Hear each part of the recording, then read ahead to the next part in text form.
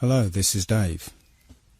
Today I want to talk about what I consider to be the biggest lie of all.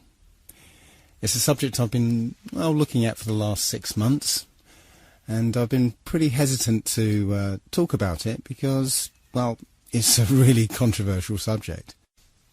Now, I stumbled across this completely by accident. I was researching something on a totally unrelated topic and happened to see an intriguing sounding video. So I clicked on it, but the subject was so preposterous that I was just about to turn it off when it happened to say something that piqued my interest. So I watched the video completely to the end. And by the end of it, I had questions. I had some serious questions. So I'm going to ask you to be open-minded about this. This is very, very controversial and difficult to get your head round. So just bear with this and keep an open mind. So, in order to determine the truth, I'm going to be using a few principles here. The first of which is the scientific method, something that the scientific community doesn't seem to use these days. But the scientific method is where a theory or opinion is put forward that matches what we observe. But if something comes along that contradicts those observations, then the theory must be discarded. The second principle is Occam's razor. That's quite simply, the simplest explanation tends to be the truth. The third principle I'm going to be using is from Sherlock Holmes. When the impossible has been eliminated, whatever is left, however improbable, must be the truth. I'm also going to have to accept a couple of things. The first of which is what I call the ant's perspective. If you imagine an ant walking across a runway, and all of a sudden a jumbo jet lands next to it, the ant's probably going to say, "What the hell was that?" But there is no way that the ant can ever figure out what just happened to it. It's just beyond the ant's ability to comprehend. So we have to accept that there may be things that are way beyond the human mind's ability to comprehend. The other thing we have to accept is how easily our minds, once they've been programmed or given a world view, how easily those minds can be fooled.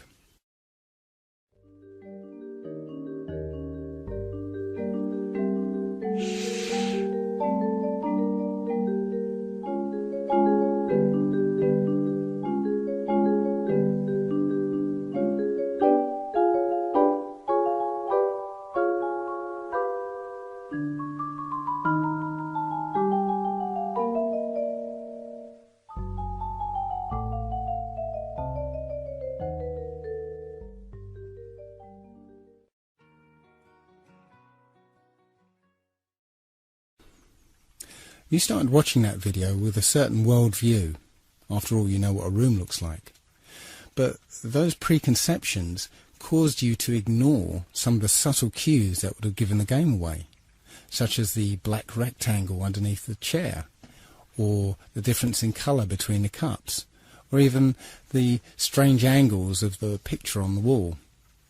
You believed a visual lie because your world view was so powerful that it blinded you to any evidence that contradicted it. The other thing I'd like to mention at this point is how easily we can be fooled by two-dimensional imagery. We've been trained and conditioned to suspend disbelief when we see certain two-dimensional imagery, such as photographs. A photograph is not reality. It's a photograph. And photographs can be altered and manipulated. Video is not reality. And here's some examples of that.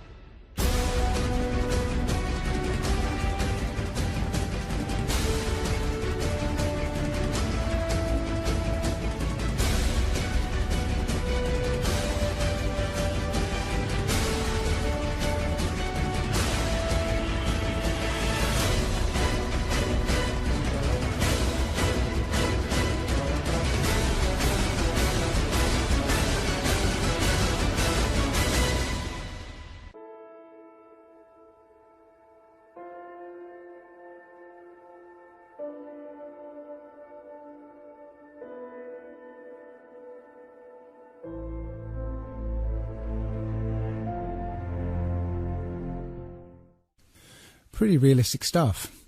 Point is, you can't automatically trust any two-dimensional imagery or media that's presented to you by the establishment. So let's get down to it then, shall we? This is apparently the truth of our world. We live on a spherical planet called Earth, spinning at 1,000 miles an hour on a 23.4 degree tilt. Now, I always thought it was 23.5 degrees, but as I researched into this, I found it was actually 23.4. That's 23.4 degrees away from vertical. Funnily enough, that leaves 66.6 degrees away from the horizontal. Interesting. So anyway, we're orbiting an ordinary star that is apparently 93 million miles away. The Sun itself is embedded in a galaxy of 100 billion stars, and that galaxy is one of trillions and trillions in an infinite and expanding void. And in the midst of that void, we are just an insignificant and unimportant microbe that arrived here by accident, that's crawling around on this speck of dust. Now, I know what you're thinking. Oh dear, he's turned into one of those flat earther people. But if you've ever discovered the truth behind all those things that have been labelled as conspiracy theories, you've been willing to set aside your preconceptions of the world to be able to accept a new and often terrifying version. This is no different, so please bear with me. The first thing that people will automatically say is, of course we live on a spherical Earth. We've got the photographic evidence, don't we? Well, strangely enough, when you try and search for a picture of Earth from space, you'll find surprisingly few of them. In fact, all of them, including this one, this is from NASA, it's called the Big Blue Marble. All of them are composites. NASA will freely admit to them being composite images or CGI or Photoshop. There's only one image that NASA will claim was shot from space, and it's this one. It's apparently shot from Apollo 17. But all of these images have problems. First of all, the scientist will tell you that because the Earth is spinning, centrifugal forces will force the equator to bulge out as it's spinning. So the Earth is more of an oblate spheroid. But, funnily enough, all the images from space, supposedly, are perfect spheres. Also, one thing I noticed is that the colours of continents and the sea itself, they're very vivid. Now, when you look at anything at a distance, maybe if you look at some hills at the distance of 3 or 4 miles, you'll see that the colours are kind of washed out somewhat because of the atmosphere. If you see mountains further off in the distance, the dark colours are washed out even more because of the influence of the atmosphere. So how can it be that you get these very vivid, striking colours through miles of atmosphere? I can't explain it. The other strange thing about this supposed shot of Earth from space is that the continents actually appear to match the Mercator map rather than the Peters projection map. Now, if you don't know the difference, here's a little video to explain it. Should we begin? Yes. Plain and simple, we'd like President Bartlett to aggressively support legislation that would make it mandatory for every public school in America to teach geography using the Peters projection map instead of the traditional Mercator. Give me $200 and it's done. Really? No. Why are we changing maps? Because, CJ, the Mercator projection has fostered European imperialist attitudes for centuries and created an ethnic bias against the Third World. Really? The German cartographer, Mercator, originally designed this map in 1569 as a navigational tool for European sailors. The map enlarges areas at the poles to create straight lines of constant bearing or geographic direction. So it makes it easier to cross an ocean. But Yes. It distorts the relative size of nations and continents. Are you saying the map is wrong? Oh dear, yes. Look at Greenland. Okay. Now look at Africa. Okay. The two land masses appear to be roughly the same size. Yes. Would it blow your mind if I told you that Africa is in reality 14 times larger? Yes? Here we have Europe, drawn considerably larger than South America. When it's 6.9 million square miles, South America is almost double the size of Europe's 3.8 million. Alaska appears 3 times as large as Mexico, when Mexico is larger by 0.1 million square miles. Germany appears in the middle of the map when it's in the northernmost quarter of the Earth. Wait. Relative size is one thing, but you're telling me that Germany isn't where we think it is? Nothing's where you think it is. Where is it? I'm glad you asked. The Peters projection. It has fidelity of axis. Fidelity of position. East-west lines are parallel and intersect north-south axes at right angles. What the hell is that? It's where you've been living this whole time. Should we continue? Uh-huh.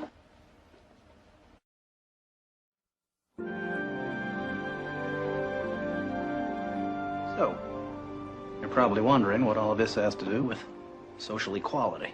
No, I'm wondering where France really is. Guys, we want to thank you very much for coming in. Hang on, we're gonna finish this. Okay. What do maps have to do with social equality, you ask? She asked.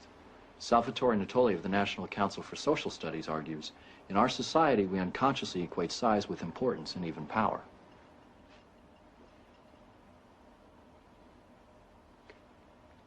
I'm going to check in on Toby. Go. These guys find Brigadoon on that map. You'll call me, right? Probably not. Okay. When third world countries are misrepresented, they're likely to be valued less. When Mercator maps exaggerate the importance of Western civilization, when the top of the map is given to the Northern Hemisphere and the bottom is given to the Southern, then people will tend to adopt top and bottom attitudes. But wait, where else could you put the Northern Hemisphere but on the top? On the bottom. How? Like this. Yeah, but you can't do that. Why not? Because it's freaking me out. So the Mercator map was designed as a navigational aid, but the Peters projection map is a more accurate rendering of what the continents look like. So why then do all the images of Earth from space show the Mercator map? I guess that's because that's what we're used to. Even the one image that is claimed to be an actual photograph of Earth from space is called into question, simply because of a film that was released accidentally by NASA of Apollo 11 faking the very first picture of Earth from space. So let's have a look at that video. An old reel received by mistake.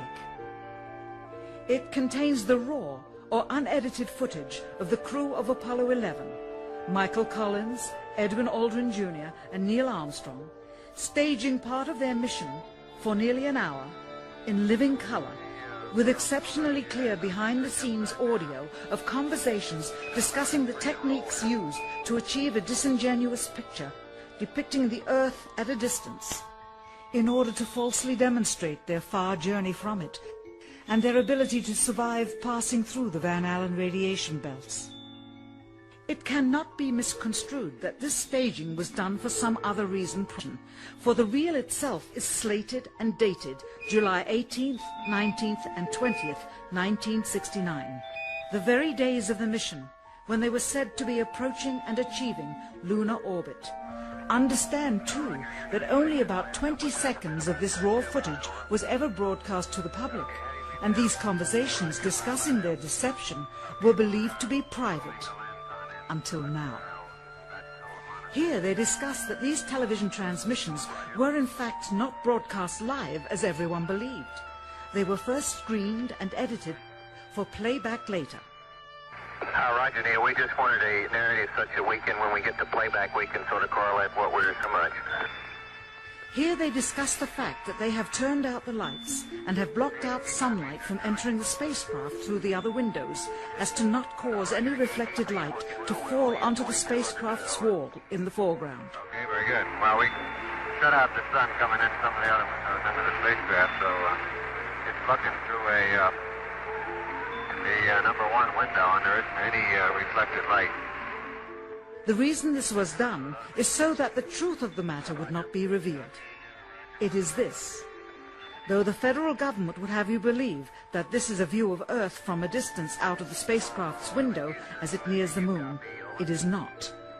What they have ingeniously done is placed the camera at the back of the spacecraft and centered the lens on a circular window in the foreground, outside of which it is completely filled with the Earth in low orbit. The circumference of the window then appears to be the diameter of the Earth at a distance, with the darkened walls of the spacecraft appearing to be the blackness of space around it. That is why they wanted the interior dark and blocked out the sun from any other windows. Here you can see the extruded window, probably 2 inches thick at the bottom. This is because the Earth's shine is coming in at a downward angle. It also causes the Earth to appear to be an irregularly shaped circle, for you are seeing the outside of the window at the bottom and the inside of the window at the top, which together form 2 different sized halves of a circle. Subsequently, this take was never used. As they perfected the shot, a crescent-shaped piece of black material was inset slightly into the window to create the illusion of the Earth's terminator line dividing night and day. It is uncannily convincing. During this segment, intended to be edited and played back later for the worldwide television audience, dated July 18, 1969, Neil Armstrong condemns himself as he states that he is 130,000 miles out, or halfway to the moon, as the NASA flight log also states on this date, when he is in reality in low Earth orbit of a few hundred miles. Roger, Houston, Apollo 11. Calling in from about 130,000 miles out. Here, during another segment, also intended to air after review, Neil Armstrong falsely explains to the viewers how the shot is attained by putting the camera's lens to the window's glass, as it would have to be if they were the claimed distance away from the Earth. We only have one window that has a view of the Earth, and it's filled up with the TV camera. If the window was completely filled up with a TV camera, as he stated, then an astronaut's arm would not be able to get between the camera and the window, as it obviously does here in this outtake. South America becomes invisible just off beyond the Terminator or inside the shadow. You can also notice how the astronaut operating the camera reacted to the mistake by attempting to pan away from it. Blue gas, see white bands of major cloud formations across the Earth. This is a segment that they believed wasn't even being recorded, much less suitable for broadcast, for the lens was being zoomed out and the scene was being changed to that of an interior of the astronauts at work, and apparently the stop button popped back up on the recorder without notice. Here is the diffused work light that they used to see camera controls, but not throw light onto the spacecraft's wall. Here they remove part of the crescent insert.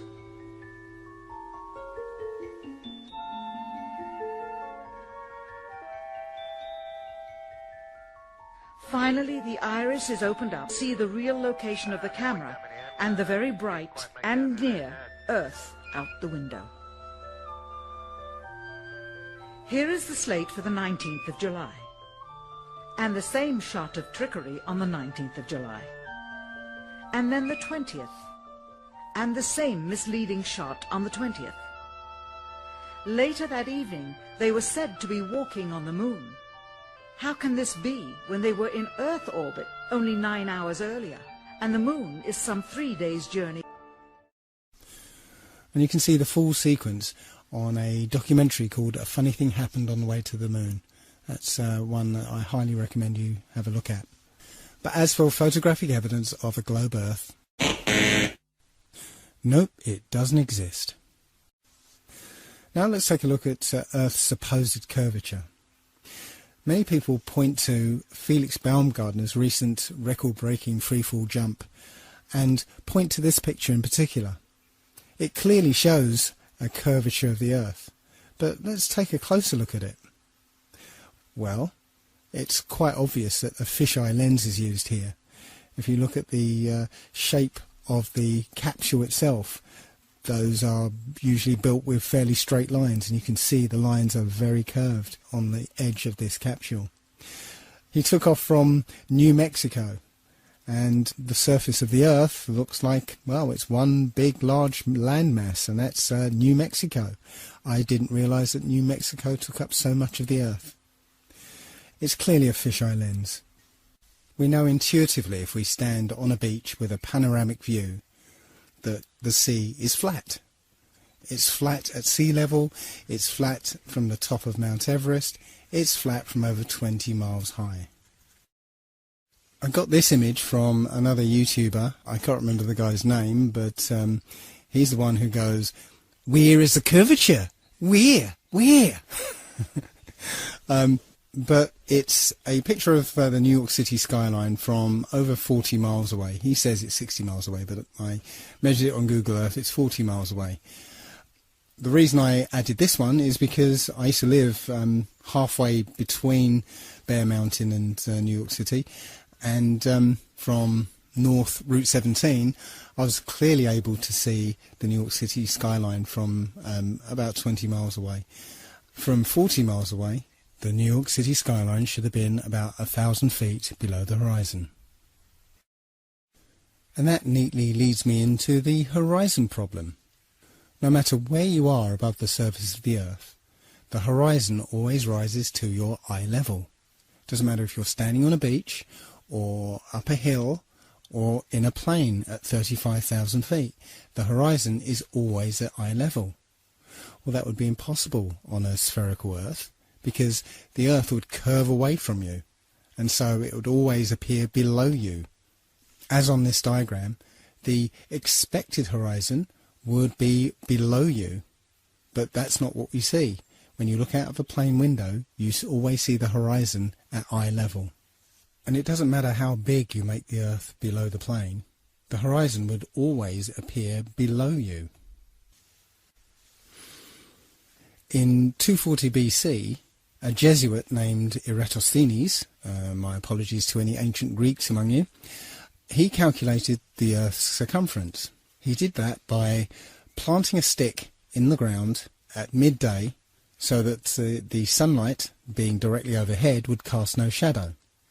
Simultaneously, about 400 miles away, somebody else planted the stick in the same way and found that the sunlight cast a shadow. So by taking a shadow length and knowing the distance between the sticks, you could theoretically work out the circumference of the Earth. Take note that this method requires that the sun be a long, long way away so that the light coming from the sun is all parallel. Just keep that in the back of your mind, because we'll come back to this later. However, it turns out that you'd get exactly the same results on a flat Earth if the sun were only 3,100 miles away and 34 miles across. Now, as crazy as that might sound, I just want you to keep that in the back of your mind, because we're going to come back to this as well. Perhaps the most famous experiment to disprove the idea of a curvature was performed by Samuel Rowbotham in the late 1800s. The Old Bedford Levels experiment was performed on a canal in Cambridgeshire, which is perfectly straight for 6 miles. What Rowbotham did was put a telescope 6 inches above the water at one end of the canal and had a friend row a boat to the other. The boat had a flag on it, and Rowbotham was able to see the boat and the flag along the entire length of the journey. Now, if the Earth were curved, the boat should have been 16 feet below the horizon at the other end of the canal. Plenty of other such proofs exist concerning landmarks that can be seen much further away than the curvature of the Earth would allow. The most notable would be the Notre Dame Antwerp spire, which stands about 403 feet high and 468 feet above sea level. But sea captains are able to see the spire with a telescope from an amazing 241 kilometres away. If the Earth were a globe, then the spire would be actually a whole mile below the horizon. The Earth has a curvature? I don't think so. So let's take a look now at the idea that the Earth is spinning. Our common sense intuition tells us that the Earth is motionless. We have senses that detect changes in velocity. Why is it then, if you've, say, always lived in England, where the velocity of the Earth there is something around, I think it's 700 miles an hour, and you get on a plane and fly down to the equator, where it's actually spinning at over 1,000 miles an hour, why is it that you don't feel dizzy and notice the change in velocity? Well, we'll ignore that. There are many theories that supposedly show that the Earth is spinning. But I want to concentrate on one such theory, which is that the motion of the stars prove that the Earth is spinning.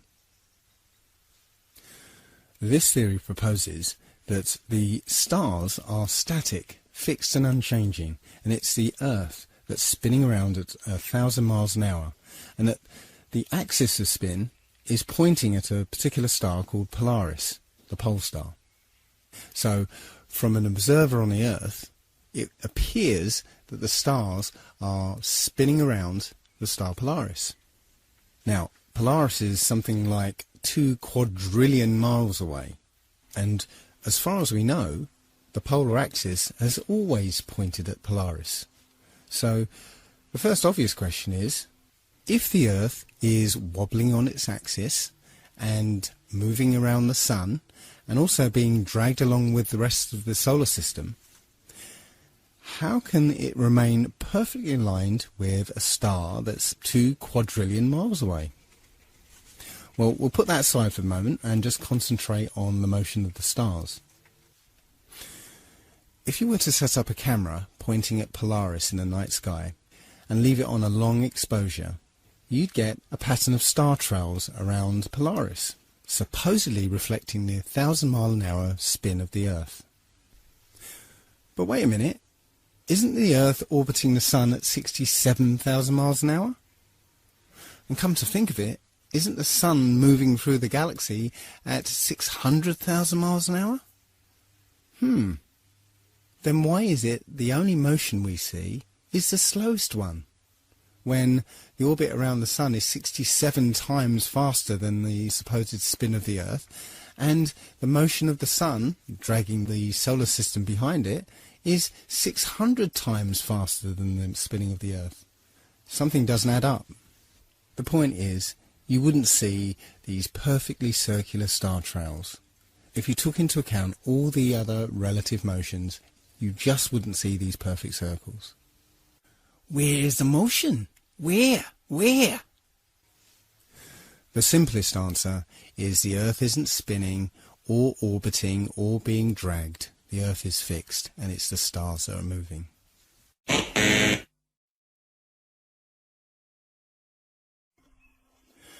So now let's turn our attention to the Sun. What do you think is wrong with this picture? Any idea? Well, take a look at the angle of the rays. If the Sun was 93 million miles away, as I show in this diagram, well, actually, I can't really show 93 million miles to scale here, because if it was, the Earth would be probably in the next town. Point is that at that kind of distance, all the light rays from the Sun would be parallel near enough. And, if you recall, Eratosthenes' calculation of the circumference of the Earth actually depends on the light being parallel from the Sun. So, when the light shines through broken cloud, it would hit the ground parallel rather than at this kind of angle. So if you're able to measure the angle of these sun rays, you can basically, with a bit of simple geometry, figure out exactly how high the Sun is. And that turns out to be about 3,100 miles. And if you were going to try and hide this information, that the Sun is actually very close, perhaps you'd encode it in symbol. Does this look familiar? There are quite a few videos like this one where people send up their video cameras on weather balloons. One thing to note is where you can see a hot spot on the clouds directly under the sun, like here. You see it? Directly under the sun is a hot spot. Now, that would be impossible if the sun was 93 million miles away. But also note how the sun appears to move with the earth. As the camera rocks about, you'll see the sun moving around with the earth. Now again, if the sun was 93 million miles away, you wouldn't see that.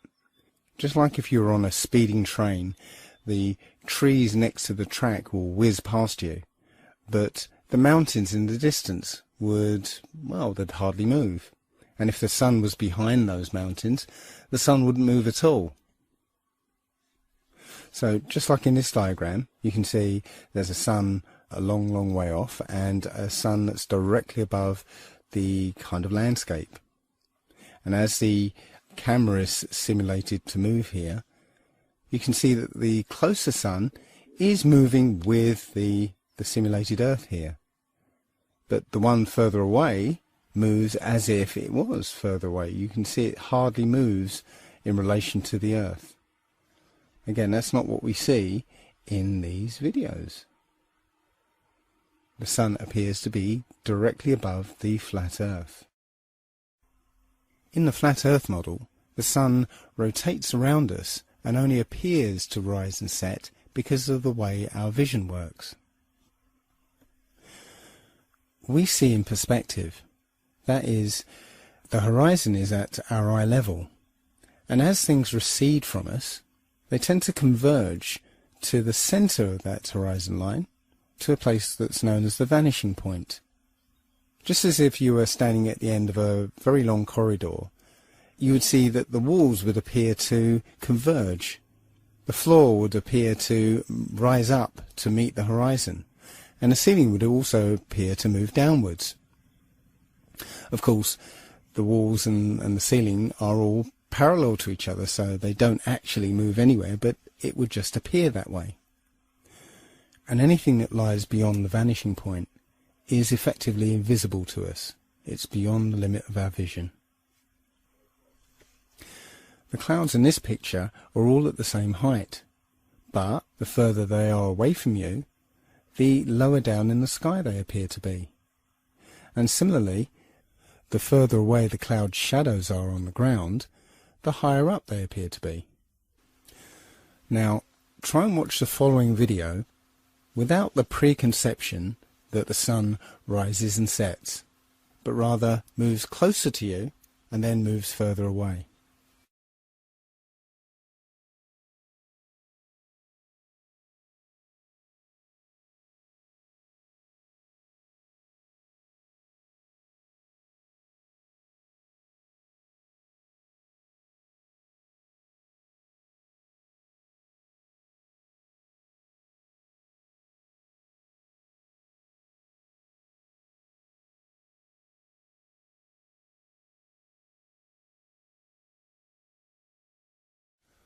I'm afraid I can no longer take the idea that the sun is 93 million miles away very seriously at all.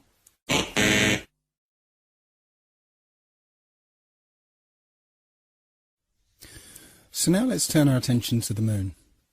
Many of us have seen the moon appear full at various times throughout the day, as in this picture. But how can that happen?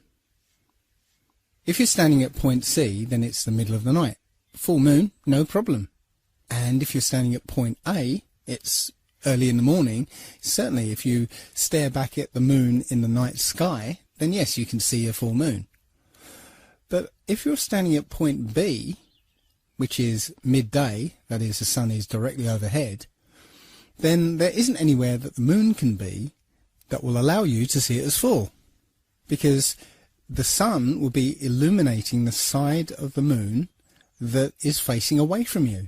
So the best you'll be able to see is a sliver of the moon. Think about it next time you see the full moon during the day. Every month the moon goes through 8 distinct phases. Always the same 8, always the same order. Supposedly because of a relationship between the position of the moon relative to the position of the Earth and the Sun. So let's say it's December, and throughout the month we see the normal 8 phases of the moon. But what happens when it's June and the Earth is supposedly on the other side of the Sun? Shouldn't these phases be reversed? That's not what we see. We see the same 8 phases in the same order. We are told that the moon is also spherical, but when we look at the moon, it seems to be lit uniformly over its entire surface. But if it was a sphere reflecting the sun, then that curved surface would display a highlight, and then that light would drop off as it went round the surface. But that's not what we see. The entire moon is lit uniformly. The quality of the light from the moon is completely different from the sun's light. The sun's light is hot, and it's shifted towards the yellow part of the spectrum, whereas the light from the moon is cold and more silvery. Heat is essentially infrared light. So in order for the moon to absorb the heat from the sun and not reflect it, it would have to be a deep green colour to absorb the infrared. So unless the moon is made out of green cheese, it is not reflecting the sun's light. It appears that the moon is not a sphere and it's not reflecting the sun. It is self-luminous.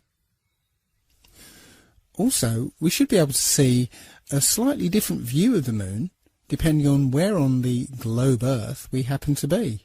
But this is not what we see. It doesn't matter where we are on Earth, we always seem to see the same view of the moon. Now, my friend Nolan pointed out that this is obviously a very exaggerated picture. The moon is supposedly 30 Earth diameters away from the Earth itself. But even so, that difference in position should give you a slight difference from point A to point B. But again, that's not what we see. So apparently the moon is 238,000 miles away. But if you just put that aside for a second and just look at the moon, perhaps you'll notice this. In this example, only the clouds close to the moon are lit up, not the clouds further away. That indicates that the moon is much, much closer than we've been told. Because if the moon were 238,000 miles away, then all the clouds should be illuminated, not just the ones closest to it. And here's an example of a schoolboy mistake. This is a famous picture from Apollo 8, which is entitled Earthrise. It was taken from above the moon's surface, looking back at the Earth. The only problem is, the Earth appears the same size as the moon appears from the Earth. But the Earth is 4 times the size of the moon. So it should have looked like this. Somebody screwed up. Now, there will be some people who still think we went to the moon. I can't believe that there are still people who think that 1969 technology went over 400,000 miles, managed to navigate to the moon using computers that were orders of magnitude less powerful than the first iPhone, passing through the immensely hazardous Van Allen radiation belts, which, by the way, NASA cannot figure out how to get through today, somehow landed on the moon, spent a delightful few days planting flags, playing golf, riding around on dune buggies, and then took off, or rather levitated off the lunar surface, only briefly nipping back to pick up the person operating the camera, and returned safely. And not just once, but 7 times.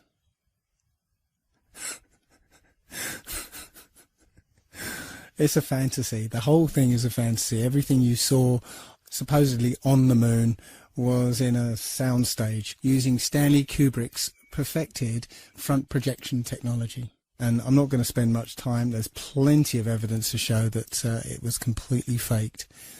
It was complete fantasy.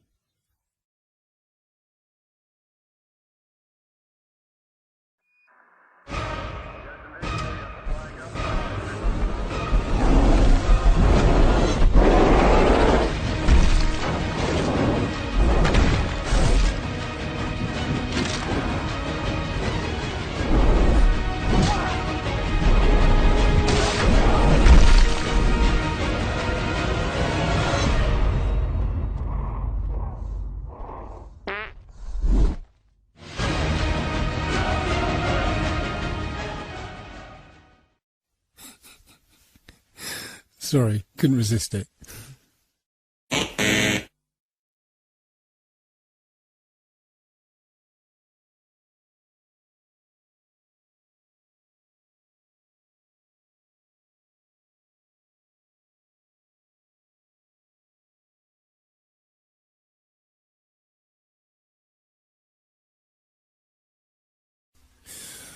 So, despite the Apollo moon hoax, there are people who still believe that man is in space, and we have all sorts of space vehicles and satellites and space stations up there. It's time to have a look at the space shuttle. So, let's take a look at a typical shuttle launch. T-minus 17 seconds and count. 15, 12, 11, 10, 9, 8, 7, 6, 5, start, 2, 1, booster ignition, and liftoff of the Space Shuttle Discovery, returning to the space station, paving the way for future missions beyond.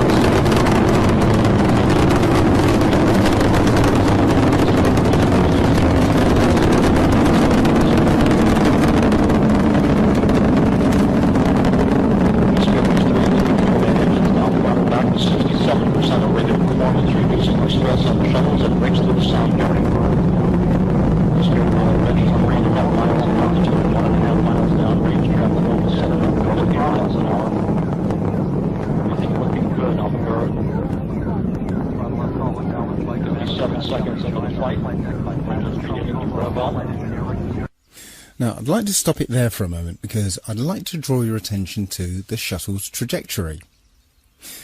Now, as a kid, I often wondered why it was that all rockets and space shuttle launches, they never ever went straight up. They always curved off to one side. Now, I remember being told at the time that it's because the Earth is spinning and the rocket is actually still going straight up, but from our point of view, we're just spinning away from it, so it looks curved. Well, you can't have it both ways. If that's the case, then when we jump into the air, we should land about a kilometre to the west. So you can't have it both ways. The quickest way into orbit would be straight up. Going horizontal would be the long way round. Let's continue.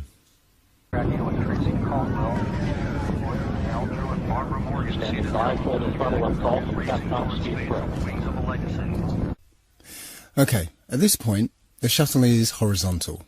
That is, it's not getting any higher, it's simply travelling horizontally along the ground.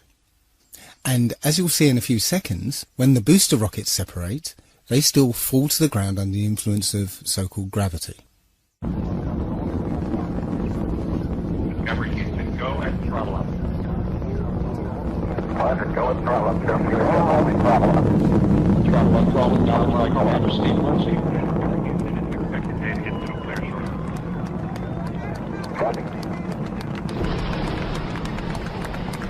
Solid rocket booster separation confirmed. Guidance now converging. Discovery's onboard computers commanding the main engine nozzles to swivel, aiming the shuttle for its precise target in space for main engine cutoff. Should have a good forward link now on este. Okay, you sound good.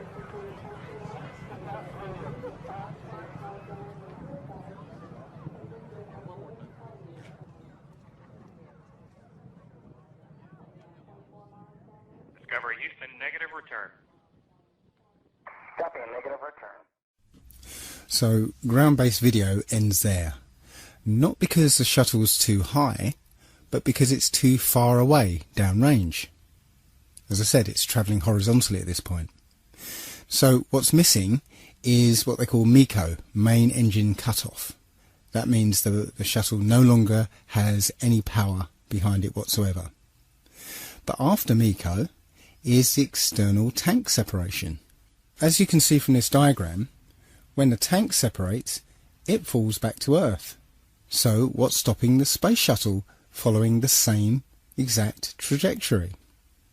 Between main engine cutoff and this ohms burn, the space shuttle should follow the exact same trajectory as the external tank. But it magically does not. And conveniently, there's no video cameras to show exactly what happens. The point here is that at external tank separation, both the shuttle and the external tank are subject to this so-called force of gravity. Neither the shuttle or the external tank are in space. And yet they want us to believe that there is an orbital manoeuvring system which is capable of blasting the shuttle from this point, which is still in the Earth's atmosphere, into orbit. Well, the clue is in the name of the thing, orbital manoeuvring system, not orbital insertion system. Where's the fuel for this? There isn't an external tank anymore, so there isn't enough fuel to blast this shuttle into orbit, even from this height. And on the subject of height, where does space actually begin?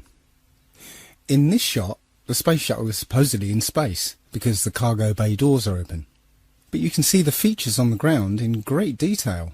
In fact, you'd be hard-pressed to see such detail from a passenger jet at 35,000 feet. Look, you can see roads and rivers and individual fields. Anyway, once the shuttle's completed its mission, it's now a glider. So let's have a look at a video of a glider landing.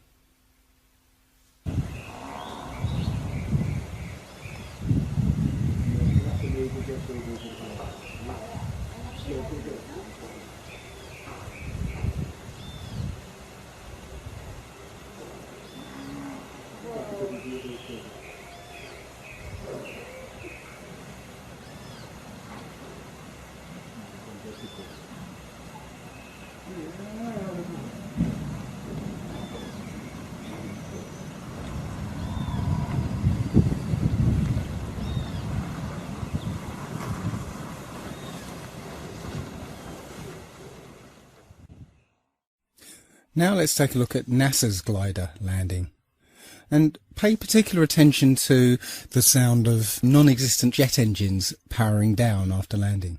Down and locked.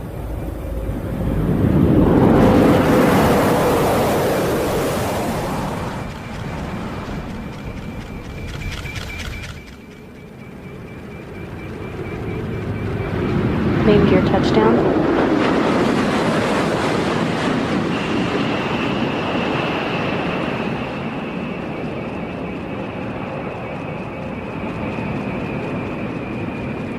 Nose gear touchdown. Deploying of the drag chute delayed to assess the conditions of the crosswinds on the orbiter as it rolls out on the runway 15 at the Kennedy Space Center, wrapping up a nearly 5.3 million mile mission. Endeavour returning the first educator mission specialist Barbara Morgan to Earth to begin the next step in her journey to inspire future generations to explore, learn, and build a better future.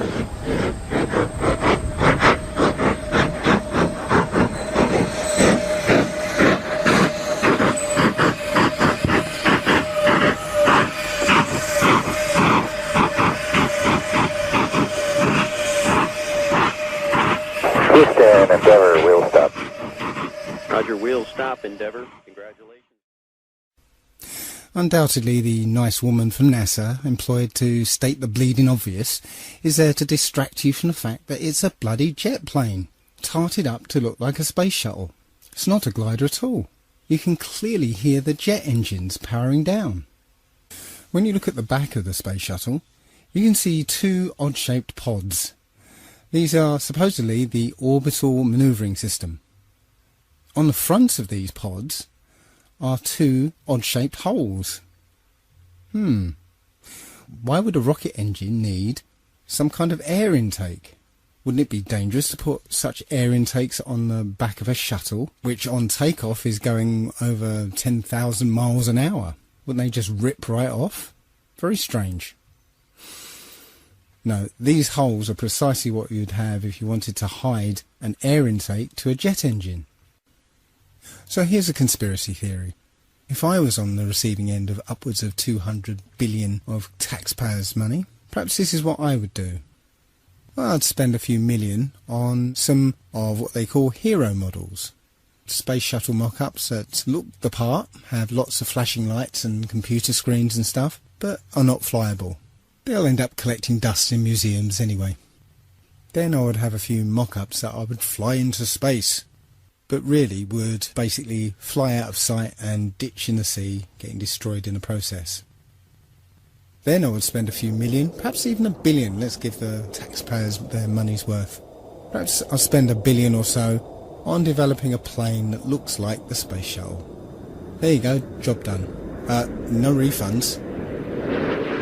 So let's change the launch profile of the space shuttle for my new classified one.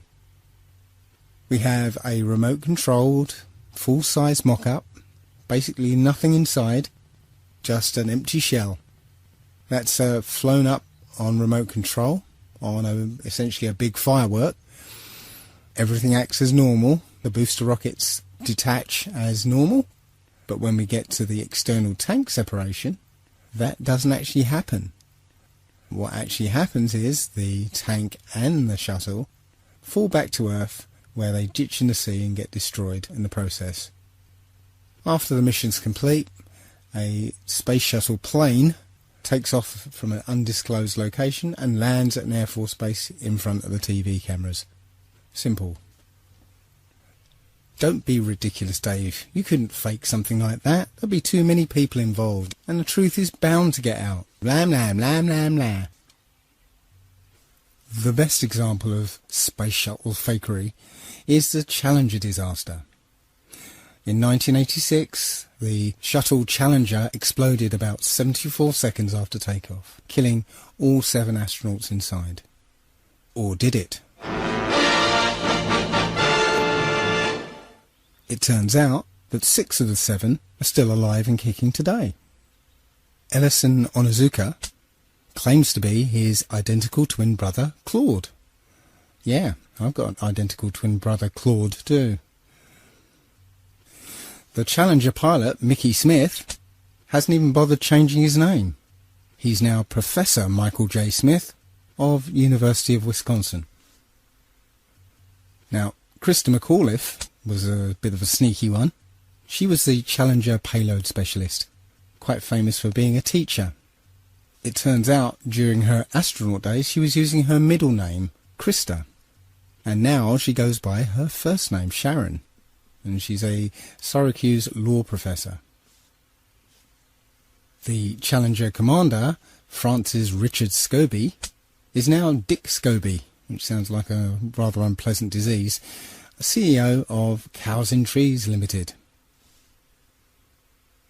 Judith Resnick, the Challenger mission specialist, again hasn't even bothered changing her name. She's a professor at Yale Law. And finally, Ronald McNair, another Challenger mission specialist, claims to be his identical twin brother, Carl McNair. What are the odds? And now we come to the imaginings of this man here. Arthur C. Clarke, Freemason and science fiction writer, came up with the concept of the telecommunications satellite. And several years later, we have thousands of telecommunications satellites supposedly spinning around the planet. Again, though, strangely enough, if you try and look for images of communication satellites, despite the fact that there are thousands of these things up there, you don't actually find a photograph of them. Just lots and lots of CGI photoshopped images. The problem is that satellites inhabit a region of the upper atmosphere known as the thermosphere. It gets its name because the temperatures up there reach something in the order of 2,500 degrees centigrade. This is a source of some confusion. Although Wikipedia says that it reaches such high temperatures, it also says, paradoxically, that you wouldn't actually feel the heat because there's not enough air molecules up there to heat you up. Yeah, right. Doesn't quite work like that. The vacuum of space is actually a perfect insulator, which is why we use a vacuum barrier in thermos flasks. The heat from the inside cannot be conducted or convected to the outside. The sun's radiation does not actually heat space up. As I said, the vacuum is a perfect insulator. The sun's radiation traverses space until it hits some object. And when it does, that object absorbs the heat and the temperature rises and keeps rising. And without an atmosphere to conduct or convect the heat away, the temperature will rise up to and over 2,500 degrees. So the Hubble telescope, for instance, would look something like this. All the satellites and the Space Shuttle and the International Space Station, they would all be molten slabs of metal spinning around in orbit. But let's put that aside for a moment. There are supposedly between 25,000 and 50,000 satellites in orbit. But let's have a look at some videos supposedly from the International Space Station.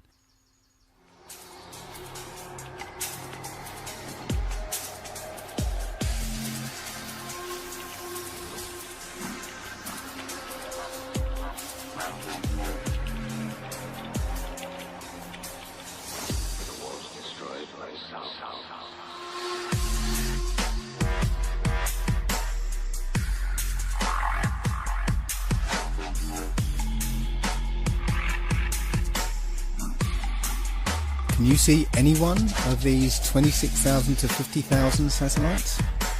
I can't.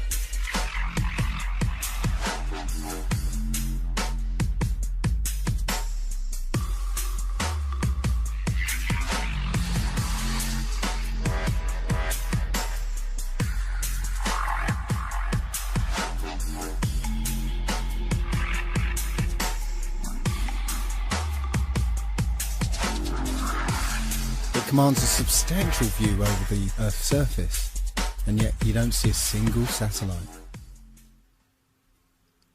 Now, I do accept that you can look up into the night sky and see what we're told are satellites. I've done it myself. I've seen bright lights moving across the sky, but I have no idea what those things are. In this video, you can see several large, bright objects. However, none of them appear on any satellite tracking applications. When you look up at a jet airliner flying at 35,000 feet, you can only see it as a small dot. So how is it if something the size of a jumbo jet is rendered as a small dot at about 5 to 7 miles up, that you can see a satellite which is the size of between a car and a school bus at 100 miles away? You just wouldn't see it. At about this point, somebody's bound to say, what about the global positioning system? How would that work without satellites? Well, as it happens, the technology has actually been around since World War II. There are actually two systems, one called LORAN and another called decâ. Those were navigation systems based on radio triangulation. Now, the GPS systems that we're used to now are basically the same systems, just improved with a new computer interface. Similarly, the international telephone traffic that's supposedly handled by satellites are handled by undersea fibre optic cables. Shortwave radio can also span large distances and also be bounced off the ionosphere. So, in the absence of any hard physical evidence, I submit that satellites are just a work of fiction and another way that NASA and the US military managed to con the American public out of billions of dollars. So let's turn our attention to the International Space Station. This is one of those occasions where we can't really trust two-dimensional media, because all we have is images and video that supposedly prove that there's an International Space Station up there and it's been manned since 1999. One of the most visible indications that there are people up in space inside the International Space Station is that they're in zero gravity. However, NASA has an aircraft known as the Vomit Comet, and when this aircraft takes a certain flight path, the people inside feel weightlessness.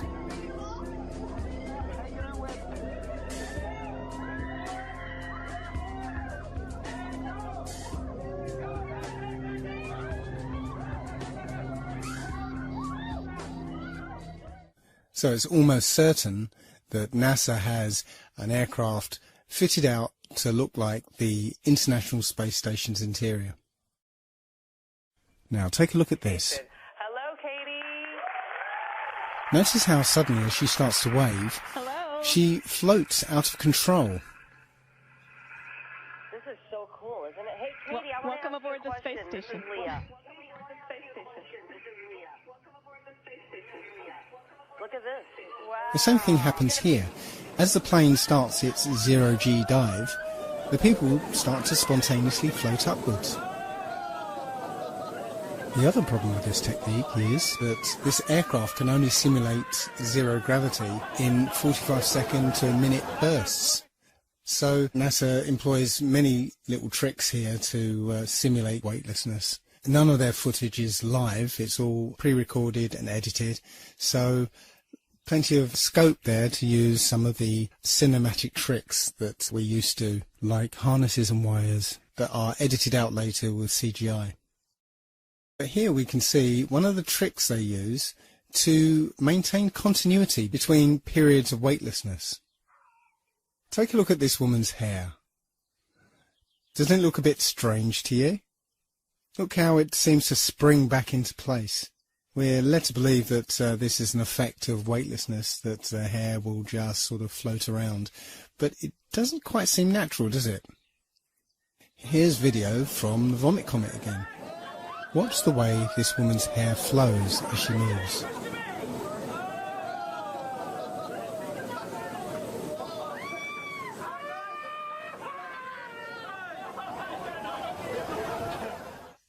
Seems quite obvious now that this is some kind of perm or hairspray, so that between periods of weightlessness we get that visual continuity. Now, there are plenty of examples of these gravitational anomalies, but I'm not going to spend too much time on it. I just wanted to show that all these things that you can see from NASA can be simulated and CGI'd up for your benefit. They don't seem to do any real scientific experiments up there. The effort seems to be just to get you to believe that they're there. That's it. There are also plenty of anomalies when you look at spacewalks. For footage of spacewalks on the exterior of the International Space Station, NASA will freely admit they have a huge swimming pool called the Neutral Buoyancy Lab, where they train their astronauts, and within this huge swimming pool they have a mock-up of the exterior of the International Space Station. I'm going to show you a video from a YouTuber called Jungle Surfer, who's done the best expose of spacewalking anomalies. Another aspect of the illusion of space travel is spacewalks. These are faked inside a swimming pool. It's a custom-built swimming pool, and that's a great way to fake zero gravity.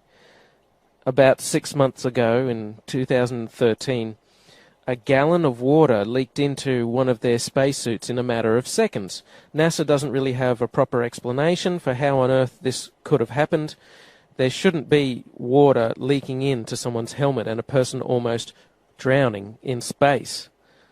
How can you drown in space? They now wear snorkels to make sure that they don't drown in space. How can this be happening? A snorkel in space?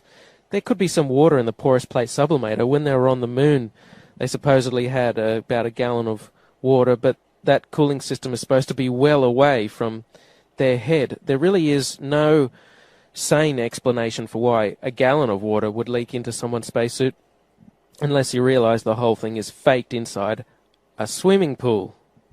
In this scene, you can see the Chinese spacewalk, and you can see a bubble coming up from the guy's suit. How do you have a bubble in space? Space is supposed to be a vacuum, not a swimming pool. But it's obviously just a swimming pool filled with water. Obviously, there would be some equipment that they could only fix from the outside, but a lot of these spacewalks, it seems like equipment they easily could have configured to be accessible from the inside of the International Space Station. It seems more like an excuse to get out and show their other space trick, which is the faking of spacewalks in a swimming pool. In this vid, you catch a glimpse of someone wearing a scuba tank. Scuba tanks in space? Snorkels and scuba tanks in space? They act like a spacewalk is just a walk in the park, like there's very little danger involved at all. They're looking through the spacesuits. Oh, here's a spacesuit, we're going to go for a spacewalk. As if there's no danger at all, like they don't care. They don't care. They don't act like they're in a life-threatening situation, like they could die at any second, even though they can. So you would think to preserve their life they would want to minimize the amount of spacewalking that they did. But there seems to be an abundance of equipment on the outside of the International Space Station that constantly requires repairing, which makes for a good TV spectacle and is inspired by movies like Sandra Bullock's Gravity. And after Gravity came out, they, of course, had to do another spacewalk to fix some emergency, some piece of equipment that their lives depend on that, amazingly, they can fix every time.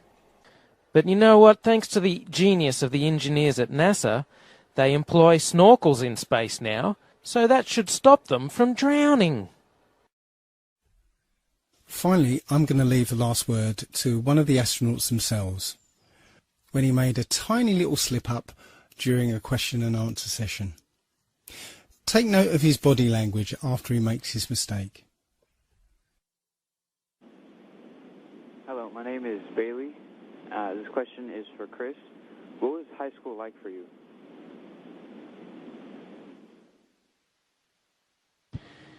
Well, it was the 1980s, so the music was different, the hairstyle was different, the clothes we wore were different than today, but probably in 5 or 10 years it'll be the same.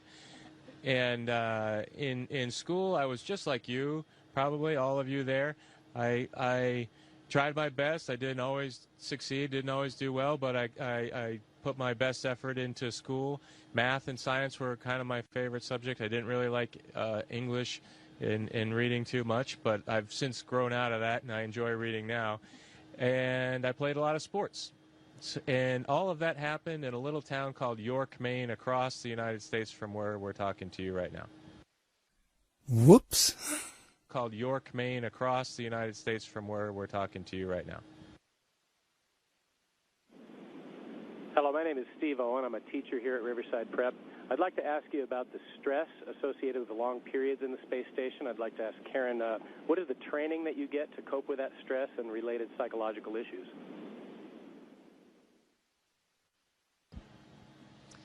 Well, for psychological issues, actually, when we are selected as astronauts, we go through quite a vigorous psychological screening process. You certainly don't want somebody who comes up here and has a breakdown or is claustrophobic. But also, we have, well, like Chris's background as a Navy SEAL and Luca's background as a test pilot clearly prepare them for high-stress situations. I could also argue that going through the process of getting a PhD can be a high-stress thing as well. And so generally when people get to the point where they're applying for this job, they've been through several things in their life that are high stress and have proven that they can handle. Humans in space? I'm not even sure there is such a thing as space anymore.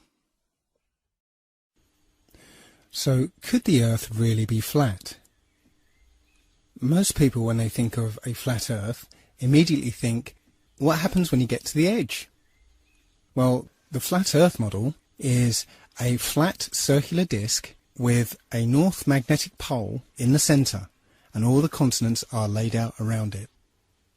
On the edge of this disk is a wall of ice, and we call it Antarctica. There is no South Pole. That's why you can't fall off the flat Earth. The wall of ice keeps the oceans in and stops you from reaching the edge. Strangely enough, the only other place that this model is used is in the United Nations logo. Looks like they know something that we don't. As you can see on the UN logo, the flat Earth map is overlaid with a grid. And that grid divides the Earth into 33 sections. And also, there's no Antarctica on this map. It's almost as if that grid were like bars, like a cell, locking us away from Antarctica, which is precisely what they're doing.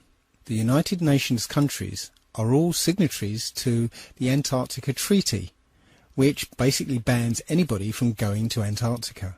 And if there's any absolute proof of either the globe Earth or the flat one, then I believe the answers would be in Antarctica. But before we examine Antarctica, I'd like to take a look at flights in the Southern Hemisphere. Now, this information came to me through Mark Sargent and his Flat Earth Clues. A lot of people say that Mark is a shill. I communicated with him over email. He seemed like a decent bloke. So I'm not going to say he's a shill. He has his ideas, his views, his perspectives, as I have mine, and everybody else has theirs. So I'm not going to say he's a shill. But nonetheless, his Flat Earth Clues were very well done, and I got a lot out of them. So thank you, Mark. The crux of this issue is the lack of direct flights in the Southern Hemisphere. I took a look at some of these flights and particularly focused on flights from Cape Town to Auckland, New Zealand. Generally, flights in the Southern Hemisphere tend to be indirect, with one or more connections and lengthy layovers. Such is the case with this one from Cape Town to Auckland. This flight came out around about 37 hours with a connecting flight in Dubai. Now if you look on a map, Cape Town to Auckland is a straight shot across the Indian Ocean, 7,310 miles. That should take about 12 hours. But in this case, we're taking thousands of miles north to Dubai, then back down south to Melbourne, and then across to Auckland. It doesn't make any sense. Until, that is, you look at it on the Flat Earth model. Now you can see it's a straight line from Cape Town to Dubai to Melbourne, and the distance is more like 16,000 miles. So the total journey time of 37 hours is there to hide the fact that your actual flight time is 26 hours rather than 11 or 12. Now, I did find one direct flight operated by Qantas, but who knows? The flight was 14 hours long, but does that flight actually exist? I don't know. Short of booking that flight and flying it, I wouldn't know. But it strikes me that you could advertise such a flight, price it beyond the reach of most people, and cancel it for anybody who does take it. But that's just speculation. Now, the GPS system would obviously show up any anomalies in the flight plan, but it seems they've found a very simple way of getting around that problem, and that is switching off GPS tracking for all flights in the Southern Hemisphere. Now, this is an image from Flight Tracker, and you can see straight off that in the Northern Hemisphere you will see planes over the ocean, but there are none in the Southern Hemisphere. Now, I spent some time looking at it on flighttracker.com, and I actually verified this information, but I couldn't capture the data on my computer. So here's a video of planes disappearing and reappearing off the tracking systems. So hey guys, I'm on planefinder.net. I'm tracking airplanes in the Southern Hemisphere, trying to do some research to verify or debunk this flat Earth guy. And what he said is that airplanes disappear in the South Atlantic near the, in the Southern Hemisphere when they fly over oceans. And it's true. I was tracking a British Airways flight from Buenos Aires to London, and I was tracking, and then it disappeared. And then I clicked on this plane right here, Qatar. See how the flight path, like when you click on the plane, the flight path appears or disappears, right? So I clicked on this plane looking for my British Airways flight, and I found this flight, and look, see how the flight path just starts in the middle of nowhere right here? His flight path starts in the middle of nowhere. That's because what they do with flights in the Southern Hemisphere is they disappear and they turn off the GPS over the ocean, and then they reappear the flights about an hour before landing. And that's exactly what the Flat Earth guy said they do. And that's exactly what they're doing. This guy's going to Rome, okay? So this is a pretty good flight to track because he's going all the way to Europe. So I just clicked on this flight, same thing. This guy, we should have saw him before when we were tracking the other plane and when we were tracking this plane that's heading to Rome. But this guy, when we were tracking the plane headed to Rome, he wasn't even on the map. He's coming from Abu Dhabi. It's in the Middle East. He's been in the air for what, 12, 13, 14, 15 hours? He's been in the air for 7,000 miles, and we're just picking him up right here. We're just picking him up in the middle of nowhere. Look, they disappeared the flight over the entire ocean, and they're reappearing it for landing about an hour before landing. Think about it. He's got 500 miles to go. It's about an hour before landing, just like the Flat Earth guy said. I mean, take a look at what this guy's flight path should look like on a Flat Earth model. This stuff's crazy. You have to look into this for yourselves. Don't pretend like you know everything, because you only know what you've been taught, and we know that the stuff we've been taught was a bunch of bullshit. So we need to question everything. Question everything. But don't believe everything. Question everything. There's a big difference. Now, I know a lot of this evidence seems circumstantial, but there are many flights in the Southern Hemisphere that have stopovers in seemingly nonsensical places that only make sense on a flat Earth. Santiago, Chile to Auckland, for instance, stops over in Los Angeles. Nonsensical on a globe makes perfect sense on a flat Earth.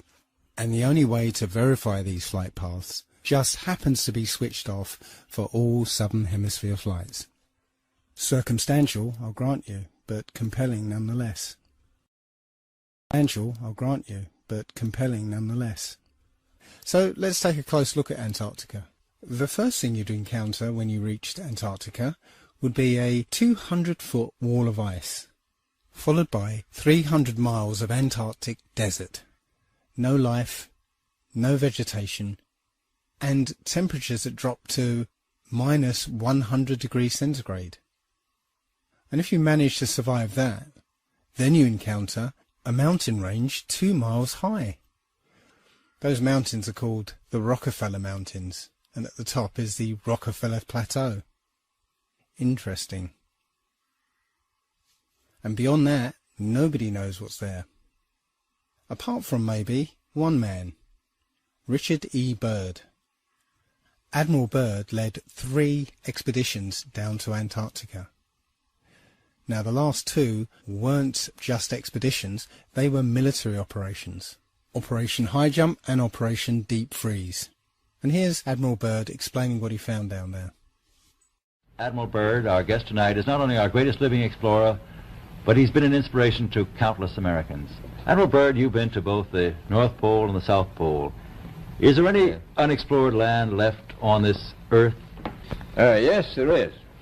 But strangely enough, there's left in the world today an area as big as the United States that's never been seen by a human being. And that's beyond the pole on the other side of the South Pole from Middle America. And I think it's quite astonishing that there should be an area as big as that unexplored. That's a tremendous So challenge. there's a lot of adventure left down at the bottom of the world. Why this interest in the bottom of the world? Nobody living down there, is there? It happens to be an untouched reservoir of natural resources. What are they? What are the natural resources there? Well, we've found enough of coal within 180 miles of the South Pole in a great ridge of mountains. It's not covered with snow, enough to supply the whole world for quite a while. Well, that's the coal. Now, there's evidence of many other minerals. We are pretty sure there's oil. Now, that coal shows the bottom of the world. Now, by far the coldest spot in the world. Where that coal is gets 100 below zero in the winter. Well, it was once tropical. So we think there's oil there, and there's evidence, probably uranium there. As I said, it's the most peaceful place in the world, but I don't think it will be for long because of this intense interest on the part of other nations and this nation. So I'm willing to say to you that there will be a number of expeditions that will follow, I think, year after year. Immediately after Admiral Byrd's last expedition, the Antarctic Treaty was signed and nobody was allowed to go there. Bearing in mind all the mineral resources, unlimited coal, unlimited oil, uranium, and an entire continent the size of North America lying unexplored. Now, we're talking about countries who burn down rainforests without batting an eyelid, or put up drilling rigs at the merest sniff of oil, or destroy pristine countryside to build fracking wells. Do you think for one moment any of these countries or corporations will leave all that untapped wealth unexploited? Something doesn't ring true. Now, I don't know for sure that we live on a flat earth, but I do know that we're not clinging onto the surface of a ball. And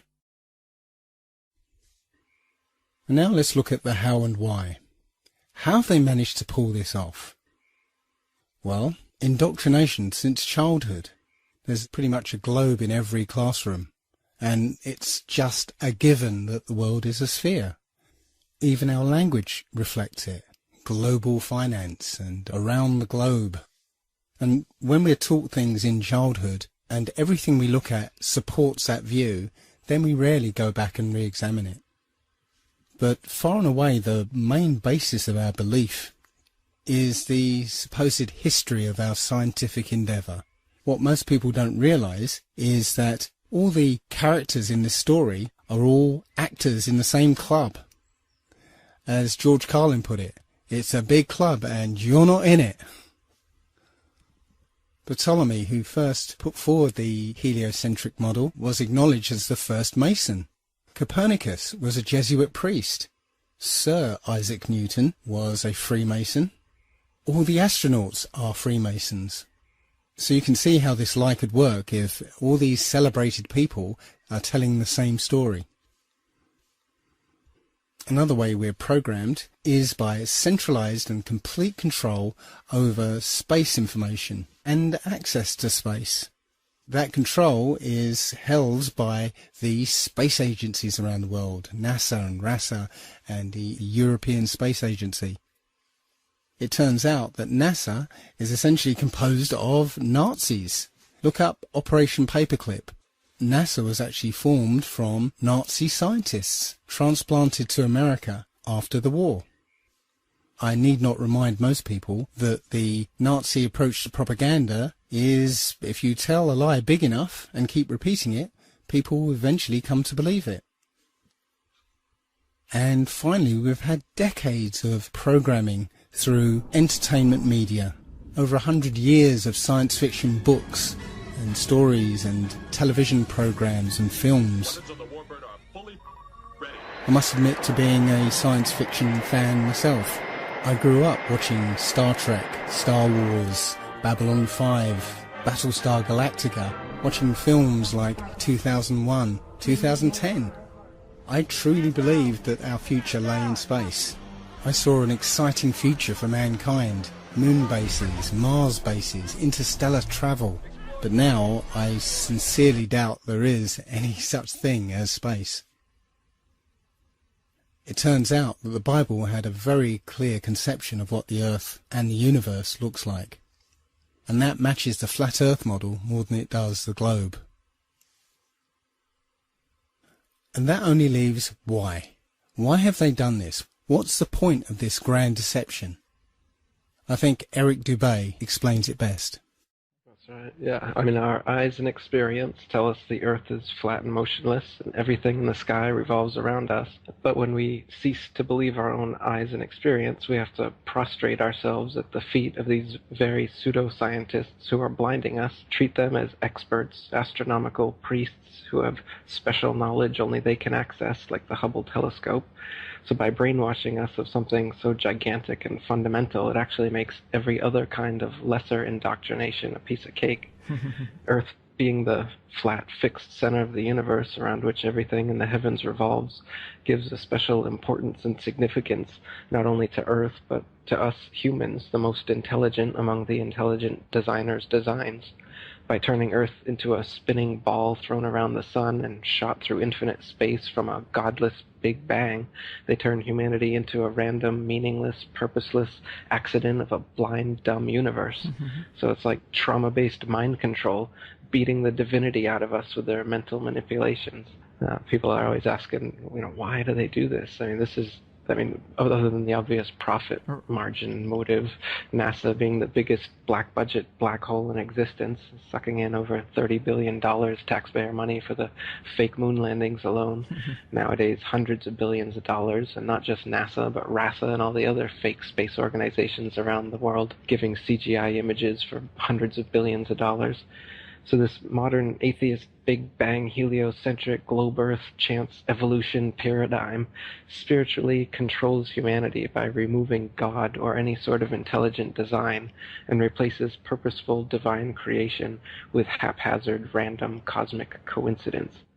And so by removing Earth from the motionless center of the universe, these Masons have moved us physically and metaphysically from a place of supreme importance to one of complete nihilistic indifference. If the Earth is the center of the universe, then the ideas of God, creation, and a purpose for human existence are resplendent. But if the Earth is just one of billions of planets revolving around billions of stars and billions of galaxies, then the ideas of God, creation, and a specific purpose for Earth and human existence become highly implausible.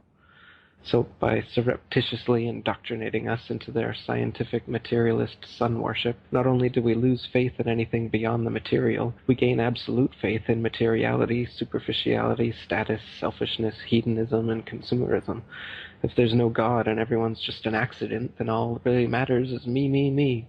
So they've turned Madonna, the mother of God, into the material girl living in a material world. Their rich, powerful corporations with their slick sun cult logos sell us idols to worship, slowly taking over the world while we tacitly believe their science, vote for their politicians, buy their products, listen to their music, watch their movies, all sacrificing our souls at the altar of materialism. It's a big deception. I'd say it's the biggest cover-up and conspiracy in history. We've been completely deluded for 500 years. So there you have it. There are a great many other points I could have raised, and I've barely scratched the surface. But if any of these points are true, then we have to abandon the model we've accepted thus far. Now, I don't know for sure that the Earth is flat, but I've seen enough evidence to make me strongly feel that that is the case. And moreover, my spidey sense, my intuition, tells me that this is true. I don't know what's beyond Antarctica. It could be a dome. It could be an infinite flat plain. It could even be just more Earth. More Earth than we realise, just as Admiral Byrd found. There are many who think that ultimately this is unimportant and just a distraction. But I see this as one of the most important revelations we could ever have. If this is the case, if this flat Earth is our universe, then it elevates man and this Earth to supreme importance, where every life, human or otherwise, is significant and sacred. And when we all realise that, then the world, the universe, changes.